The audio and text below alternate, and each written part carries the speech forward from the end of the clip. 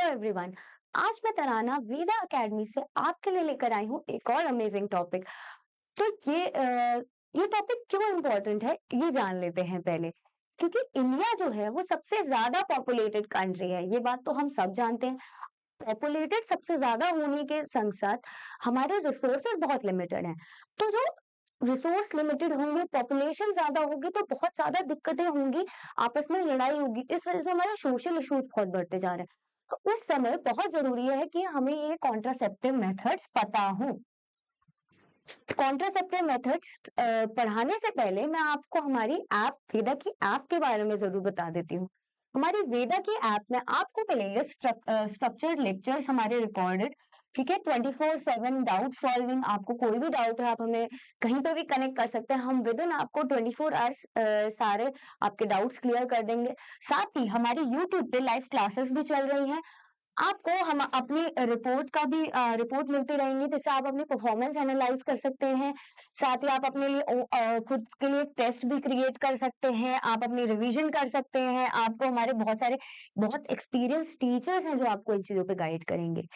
और अगर आप इस चैनल पे नए हैं तो जरूर हमारे चैनल को सब्सक्राइब कर लीजिए। साथ ही हम इंस्टाग्राम पे भी हमारा पेज है, आप उसे फॉलो कर सकते हैं, जहाँ पे आपको वन ऑन डेली के 1 मिनट शॉर्ट में एक बहुत ही अच्छे real life example, day to day examples बहुत अच्छे फन वे में मिलते हैं। तो चलिए हम अपना टॉपिक स्टार्ट करते हैं। हमारा टॉपिक है कॉन्ट्रासेप्टिव मेथड्स या बर्थ कंट्रोल मेथड्स। कॉन्ट्रासेप्शन जो है वो बना है एक वर्ड से जिसका नाम है कंसेप्शन। कौन से वर्ड से? कन, मैं यहां लिख देती हूँ, कंसेप्शन। कंसेप्शन का मतलब होता है धारण करना।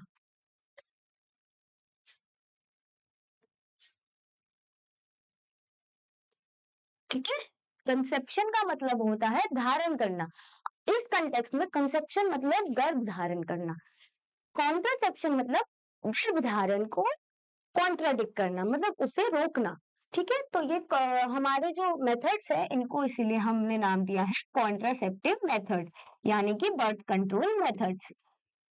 जब कॉन्ट्रासेप्शन करना था तो कुछ चीजें लोगों को लगा कि एक आइडियल कॉन्ट्रासेप्टिव जो है उसका, जब लोगों से पूछा गया कि आपको क्या क्या लगता है कि कैसा होना चाहिए, तो लोगों ने कई बार बोला कि उसमें दो तीन जो चीजें उन लोगों को चाहिए थी वो ये थी कि एक तो यूजर फ्रेंडली हो।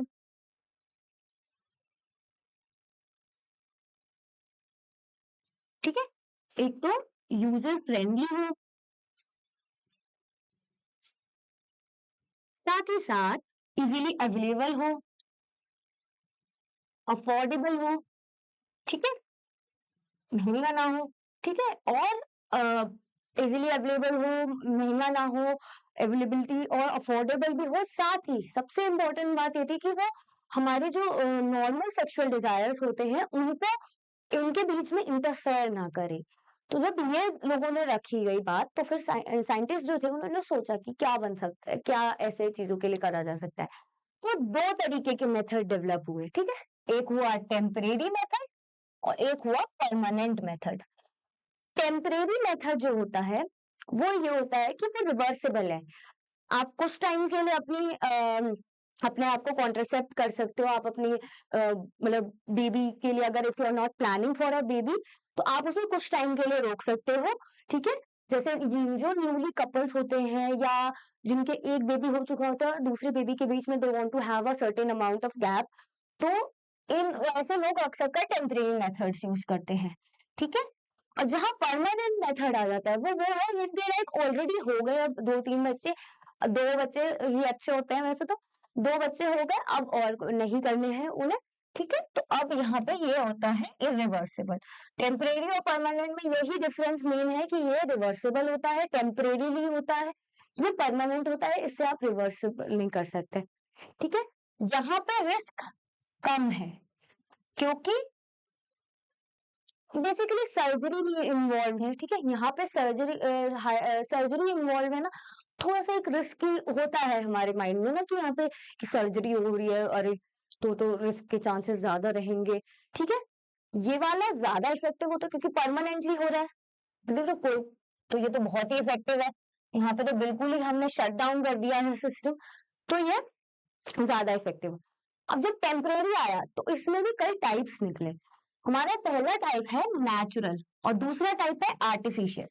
नेचुरल मतलब कि हम किसी पे बाहर से कुछ किसी चीज का इस्तेमाल नहीं कर रहे हैं, खुद नेचुरली बॉडी का हमने हमने वे पता कर लिया कि बॉडी हमारी किस तरीके से रिस्पॉन्ड कर सकती है या हम किस तरीके से कंट्रोल कर सकते हैं। It's more about self control, ठीक है।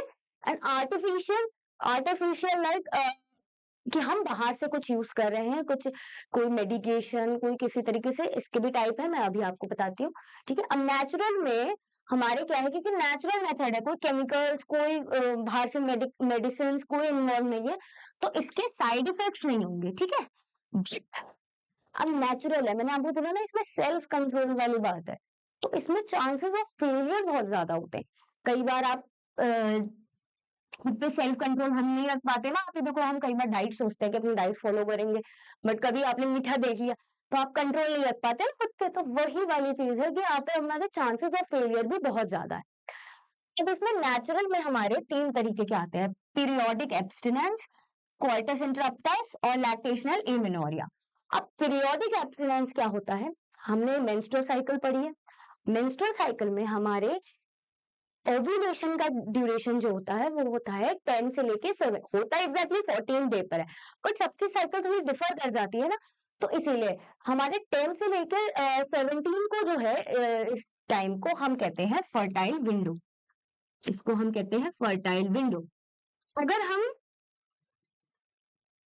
आपने देखा हो जो लोग बेबी प्लान कर रहे होते हैं वो अपने कैलेंडर्स में डेट हमेशा अपनी मेंटेन रखते हैं, कैलेंडर की डेट। उसमें स्पेसिफिकली वुमेन जो होती है वो कैलेंडर की डेट हमेशा मेंशन करती है, those who are trying to have a baby. वो इसीलिए कर रही होती है क्योंकि उन्हें, अगर उन्हें बेबी चाहिए तो वो 10 से 17 के बीच का अपना टाइम एनालाइज कर रही होती है कि हाँ इस समय सही टाइम है, फर्टाइल विंडो है हमारी, तो we can have a baby, ठीक है। अगर, लेकिन अगर यहाँ पे हम नहीं करना चाहते, हम बर्थ कंट्रोल मेथड पर, इस समय अवॉइड करना चाहिए कि हमारा सेक्सुअल कॉइटस हो, ठीक है। इसीलिए अवॉइड करना चाहिए इस समय। तो इससे क्या है कि ये एक नेचुरल वे है, इससे भी हम प्रेगनेंसी को अवॉइड कर सकते हैं। साथ ही साथ कॉइटस इंटरप्टस, जैसे ही इंसेमिनेशन होना होता है, इंसेमिनेशन मतलब कि सीमेन का वजाइना में इजैकुलेट होना, तो उस समय उसको रोकने के जस्ट उससे होने से पहले, इजैकुलेट होने से पहले, अगर मेल जो है अपना पीनस जो है उसको विड्रॉ कर लेता है, ठीक है, विड्रॉ कर लेता है जस्ट इजैकुलेशन होने से पहले, तो सीमेन हमारा रिलीज ही नहीं हुआ ह्यूमन फीमेल बॉडी में, तो प्रेगनेंसी नहीं होगी किसी भी वजह से। एक ये वाला तरीका है, ठीक है। लैक्टेशनल एमिनोरिया, लैक्टेशनल एमिनोरिया ये होता है कि जब जब वुमेन जस्ट बेबी होता है ना, तो कुछ टाइम के लिए मेंस्ट्रुअल साइकिल बंद हो जाती है, तो मेंस्ट्रुअल साइकिल, मेंस्ट्रुएशन कुछ भी नहीं हो रहा है, ठीक है। तो जब ये सब नहीं हो रहा तो उस समय प्रेगनेंसी भी नहीं होगी, जब साइकिल ही नहीं चल रही है, ओवुलेशन ही नहीं हो रहा है, एग बन ही नहीं रहे हैं, तो फिर प्रेगनेंसी भी नहीं होगी। ये यूजुअली किसकी वजह से होता है, प्रोलैक्टिन हार्मोन की वजह से। इसका मेन रीजन है प्रोलैक्टिन हार्मोन, जो हमारा लैक्टेशन के टाइम पे ज्यादा अमाउंट में हो जाता है, जो इनहिबिट करता है हमारे एफएसएच और एलएच को। जो इन टर्न जो है एफएसएच और एलएच जो होते हैं, जो हमारे ओवरी को स्टिमुलेट करते हैं, ठीक है, ओवरी में फॉलिकल्स को डेवलप कराते हैं, उन सबको इनहिबिट करता है। इसीलिए प्रोलैक्टिन जो है, प्रोलैक्टिन की वजह से यहाँ पे मेंस्ट्रुएशन नहीं हो रही है। और ये पीरियड जो है ना, ये लैक्टेशनल एमिनोरिया का, ये सिर्फ 6 मंथ तक चलता है। कितने टाइम तक, 6 मंथ तक, जब तक इंटेंस लैक्टेशन होती है। आइडियली हम 6 मंथ मानते हैं, कभी कभार वुमेन्स में ये चीज डिफर भी कर जाती है, लेकिन मेन हमारा जो है वो प्रोलैक्टिन का हाई अमाउंट का रिस्पॉन्सिबल है। जहां प्रोलैक्टिन सप्रेस होने लग गया, वहीं हमारी साइकिल दोबारा रन कर जाएगी, हो सकता है 6 महीने से पहले भी कर जाए। अब दूसरे हमारे आर्टिफिशियल मेथड, ये हमारे बहुत एफिशिएंट होते हैं। आप देखोगे इनकी मतलब चांसेस ये होते हैं कि ऑलमोस्ट 96% से लेके 99% तक दे आर इफेक्टिव। यहाँ इफेक्ट, ये हाईली इफेक्टिव नहीं थे, यहाँ पे चांसेस ऑफ फेलियर है क्योंकि it's more about self control. ये बहुत इफेक्टिव होते हैं, लेकिन इनमें भी कुछ कुछ में बहुत ज्यादा साइड इफेक्ट्स होते हैं, ठीक है। अब सबसे पहले आता है इसमें हमारा बैरियर मेथड। बैरियर मेथड जो है वो बेसिकली क्या कर रहा है, बैरियर मेथड जो है उसमें फिजिकली मेटिंग जो है हम जो स्पर्म और ओवा का है उसको अवॉइड करवा रहे हैं, ठीक है, बैरियर बना रहे हैं, एक बैरियर बनता है ना, वो उसका काम कर रहा है। तो उसमें हमारे आते हैं कॉन्डम, डायफ्राम, आपने और भी पढ़े होंगे, वॉल्ट्स, ठीक है, सर्वाइकल कैप, सर्वाइकल कैप, साथ ही फेमिडोम जिसे हम कहते हैं फीमेल कॉन्डम्स, ठीक है। अब कॉन्डम क्या होता है, कॉन्डम जो मेल यूज करते हैं ना वो उनकी पीनिस पे चढ़ता है, ठीक है, और उसमें वो लैटेक्स का बना होता है, लैटेक्स या रबड़ का बना होता है। तो वो उससे क्या है कि वो एक बैरियर का काम कर रहा है, कोई ट्रांसफर नहीं होगा सीमेन का, ठीक है। वहीं पे फेमिनिन जो होता है वो हमारे वजाइना में इंसर्ट किया जाता है, वजाइना में जब इंसर्ट होता है ना तो वो वजाइना में सीमेन की एंट्री को अवॉइड करवा रहा है, तो इसीलिए ये जो होते हैं ना कॉन्डम और जो हमारे डायफ्राम वो सॉरी जो हमारे फेमिडोम होते हैं ये एक सिंगल यूज ही होते हैं, इसके बाद आपको इन्हें डिस्पोज ही करना होता है। यही हमारे जो डायफ्राम, वॉल्ट और सर्वाइकल कैप्स होते हैं ये हमारे रीयूजेबल होते हैं, आप इन्हें रीयूज कर सकते हो। ये अभी हम और आपको अगर डीप में जानना है तो हमारा अभी वन शॉट का लेक्चर भी हुआ है तो आप उसमें से जान सकते हैं, ठीक है। अब दूसरे हमारे टाइप आते हैं पिल्स। पिल्स क्या होती है, पिल्स एक तो बेटा पिल्स में ये होता है कि पिल्स के सबसे ज्यादा साइड इफेक्ट्स होते हैं क्योंकि ये केमिकल से बने, ठीक है, किसी ना किसी तरीके का मेडिकल मतलब एक मेडिकेशन है, किसी ना किसी तरीके का यूज हुआ है, तो उनके साइड इफेक्ट्स बहुत होते हैं। तो इनको कहते हैं कि इनको लीस्ट यूज करना चाहिए क्योंकि आपके और क्यों वो भी मैं अभी आपको बताती हूँ। पिल्स में हमारे टाइप आते हैं, जैसे आपने नाम सुना होगा, एड देखते हो सहेली, आई पिल, इन सब के एड बहुत चलते हैं आजकल। तो इन सब के ये इनमें क्या होता है, जो सहेली है वो अलग तरीके से वो नॉन मेडिकेटेड है, ठीक है, उसमें एस्ट्रोजन प्रोजेस्टेरॉन नहीं है। लेकिन जो हमारा आईपिल है वो हमारा ऐसे काम करता है कि उसमें एस्ट्रोजन और प्रोजेस्टेरॉन दोनों का कॉम्बिनेशन होता है, दोनों का कॉम्बिनेशन अगर बॉडी में बढ़ जाएगा तो ऑलरेडी वो हमारी लाइनिंग को चेंज कर देता है जिसकी वजह से हमारी इम्प्लांटेशन अवॉइड हो जाती है, ठीक है। जो हमारी यूट्रस की लाइनिंग होती है ना उसका नेचर चेंज कर देता है जिससे प्रेगनेंसी कभी हो नहीं पाएगी, ठीक है। अब सहेली जो है वो एक यूज करता है सेंट क्रोमन, एक इस तरीके का एक केमिकल होता है, आपसे पूछा नहीं जाएगा बट फिर भी मैं बता रही हूँ। तो ये जो है ये भी इनहिबिट करता है बॉडी को, ठीक है, ये भी हमारा नेचर यूट्रस का चेंज कर देता है जिसकी वजह से नहीं होती है प्रेगनेंसी। इंजेक्शंस, इंजेक्शन जो है वो भी सेम ही चीज कंटेन कर रहे हैं, वो भी एस्ट्रोजन प्रोजेस्टेरॉन के ही इंजेक्शंस होते हैं जिनको यूज करने से वही नेचर चेंज हो रहा है, वो अनसूटेबल बन रहा है इम्प्लांटेशन के लिए यूट्रस, ठीक है, और इनहिबिट कर रहा है या फिर हमारा ओव्यूलेशन इनहिबिट हो रहा है, ठीक है। दो चीजें हो सकती हैं, दो चीजें होती हैं, मतलब एस्ट्रोजन और प्रोजेस्टेरॉन को के बढ़ने से हमारा ओव्यूलेशन जो है ना वो इनहिबिट हो जाता है। तो ओव्यूलेशन को इनहिबिट करने के लिए इनका बहुत रोल है, पिल्स का, इंजेक्शंस का, इनका, ठीक है। और इम्प्लांट्स, इम्प्लांट्स जो है ये ना हमारी बॉडी में ना हमारी आर्म के इधर लगाया जाता है, इधर, ठीक है। इधर लगाने से इनमें भी यही चीज है कि एस्ट्रोजन प्रोजेस्टेरॉन का एक इंसर्शन किया जाता है, ये हमारे ब्लड में डायरेक्ट ये डॉक्टर से लगवाया जाता है और ये हमारे ब्लड में डायरेक्ट उसका अमाउंट जो है वो बढ़ा देता है जिसकी वजह से ओव्यूलेशन और वो रुक जाता है, ठीक है, ओव्यूलेशन और इम्प्लांटेशन। साथ ही साथ हमारे आईयूडीज आते हैं। अब आईयूडीज क्या होता है, आईयूडीज होते हैं इंट्रा यूट्रेन डिवाइसेस, ये एक तरीके के डिवाइस होते हैं, आप ये देख रहे हो, ये है कॉपर टी, ठीक है, कॉपर टी आपने कई बार एड वगैरह में भी सुना होगा, एक होता है एलएनजी, एक होता है लिपिस लूप, ठीक है। तो ये इनमें भी टाइप्स होते हैं, 3 टाइप होते हैं, मैं आपको बता देती हूँ। इनमें एक होता है नॉन मेडिकेटेड जिसमें हमारा लिपिस लूप आ जाता है, ठीक है, दूसरा होता है हमारा कॉपर रिलीजिंग और तीसरा होता है हमारा हार्मोन रिलीजिंग, ठीक है। कॉपर रिलीजिंग में हमारा ये कॉपर टी आ जाता है, इसको क्या है हम डॉक्टर्स से इंसर्ट करवाते हैं, प्रोफेशनल डॉक्टर्स या नर्सेज जो होती हैं हॉस्पिटल में जाके इन्हें इंसर्ट करा जाता है।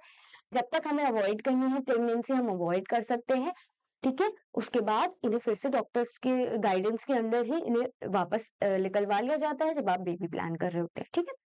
तो इनमें ये होता है कि बेटा इनमें ना जैसे ये नॉन मेडिकेटेड है तो ये तो इसमें कोई मेडिकेशन नहीं है, कोई भी इसमें केमिकल नहीं है। वहीं जो हमारा कॉपर रिलीजिंग होता है ना, ये कॉपर के आयंस रिलीज कर देता है हमारे यूट्रस में जाके। तो जैसे ही कॉपर के आयंस रिलीज, और ये मोस्ट वाइडली यूज्ड है इंडिया में, सबसे ज्यादा लोग आईयूडीज पे ही ट्रस्ट करते हैं, वाइडली यूज्ड। ठीक है, तो कॉपर रिलीजिंग होता है ना, तो वो कॉपर के आयंस रिलीज करते हैं, जिससे हमारा यूट्रस का जो नेचर होता है ना, उसके केमिकल नेचर जो होता है वो बहुत चेंज हो जाता है, जिससे वो इम्प्लांटेशन को सपोर्ट ही नहीं करता किसी भी हालत। वही हार्मोन रिलीजिंग में यही है कि एस्ट्रोजन और प्रोजेस्टेरोन का कॉम्बिनेशन है, तो वो उससे भी हमारा ओव्यूलेशन इनिबिट हो रहा है और इम्प्लांटेशन इनिबिट हो रही है। अब हम आते हैं, और हाँ, एक और टाइप होता है इसमें जो हम बैरियर मेथड में ही पढ़ते हैं, इसमें हम आती हैं स्पर्मिसाइडल क्रीम्स। ठीक है, स्पर्मिसाइडल क्रीम्स, जेलीज। ठीक है, अब ये स्पर्मिसाइडल क्रीम्स और जेलीज जो होती है ना, ये हमारे केमिकल मेथड में आती हैं, बट हमारी एनसीईआरटी अलग से उन्हें डिस्क्राइब नहीं कर रही है। ये इसको बैरियर मेथड के साथ यूज किया जाता है। इनको अगर अकेले यूज करेंगे ना, तो इनकी एफिशिएंसी बहुत कम है, इसीलिए इनको अलग से नहीं दिया गया है। इनको हमेशा बैरियर मेथड के साथ यूज किया जाता है, ताकि उनकी एफिशिएंसी बढ़ जाए। बैरियर मेथड के साथ अगर हम इन्हें यूज करेंगे ना, तो इनकी एफिशिएंसी ज्यादा बढ़ेगी, बैरियर मेथड की भी बढ़ेगी। कॉन्डम्स के संग अगर हम क्रीम्स यूज करते हैं, तो उससे एफिशिएंसी और ज्यादा बढ़ेगी, चांसेस और कम हो जाते हैं, 99% हो जाते हैं इवन। ठीक है, अब हमारा लास्ट हमारा आता है परमानेंट मेथड। परमानेंट मेथड में हमारे स्टरलाइजेशन है।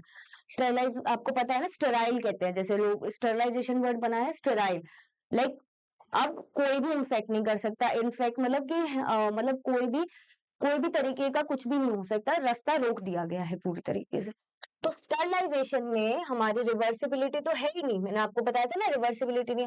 साथ ही इसके साथ लेकिन कुछ साइड इफेक्ट है, क्योंकि सर्जरी हुई है। ठीक है, सर्जरी जब होती है ना, तो कुछ ना कुछ साइड इफेक्ट जरूर रहते हैं। ठीक है, अक्सर कर, तो इसमें हमारा मेल्स में होता है वेसेक्टोमी। ठीक है, मेल्स में होता है क्या, वेसेक्टोमी, और फीमेल्स में होता है हमारा ट्यूबेक्टोमी।